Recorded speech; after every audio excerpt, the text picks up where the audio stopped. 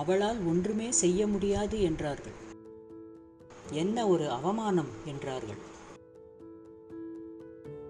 கனிவான புன்னகை கொண்டவள், காது கேட்காது பேச முடியாது என்ற உண்மையை மறைப்போம் என்றனர்.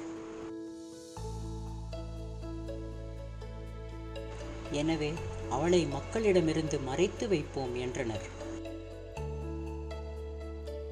ஆனால் என் குழந்தை அனுபமா ஈடு இணையற்ற ஒரு பெண் என்றார் அவள் தாய்.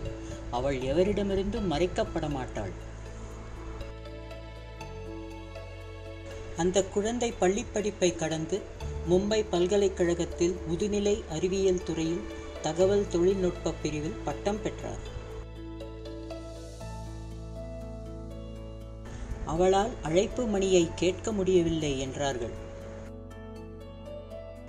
அவளால் தனியாக சாலையை கடக்க முடியாது என்றார்கள். ஆனால் கேலி செய்பவர்கள் தங்கள் கேளிக்கையை நிறுத்தவில்லை. அவளது இயலாமை காரணமாக இறுதிச் சுற்றில் ஒவ்வொரு முறையும் நிராகரிக்கப்பட்டதால் அவளால் வேலை செய்ய முடியாது என்றார்கள். அவள் தானாக பேச முடியாது. உண்மையில் அவளது கதையில் வரும் மெலிதான இசையை கூட அவளால் கேட்க முடியாது. ஆனால் மாயா கேர் நிறுவனத்தில் பிந்து என்ற சம்ஸ்கிருதத்தில் கவனம் செலுத்துதல் திட்டத்தின் ஒரு பகுதியாக தீவிர பயிற்சி மற்றும் வழிகாட்டுதலின் மூலம்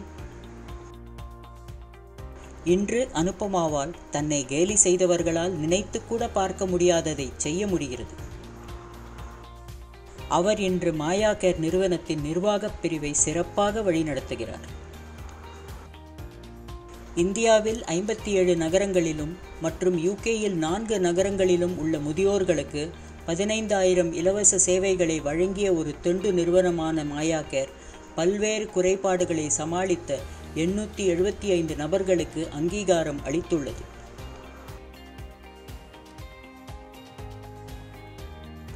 அவரது விரைவாக செயல்படும் திறன், காலம் தவறாமை, அதிவிரைவாக கற்கும் திறமை போன்ற உயர்ந்த குணங்களால் கைதேர்ந்த தொழில் வல்லுநராக அவர் திகழ்கிறார்.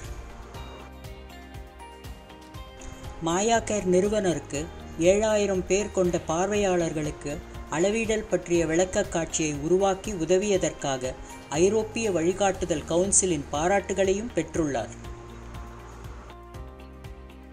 அனுபமாவுடன் பணிபுரியும் பார்வையற்ற சக ஊழியர்கள் சிக்கலான எக்ஸெல் ஆவணங்கள் மற்றும் படிவங்களுடன் போராடும் போது அல்லது சுவரொட்டிகள் மற்றும் விளக்க காட்சிகளுக்கு உதவி தேவைப்படும் போது அவர்கள் அனுபமாவை நோக்கி திரும்புகிறார்கள்.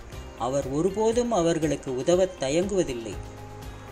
அனுபமா, நிஜமாகவே நீங்கள் உங்கள் பெயருக்கு ஏற்ப ஈடு இணையற்றவர்.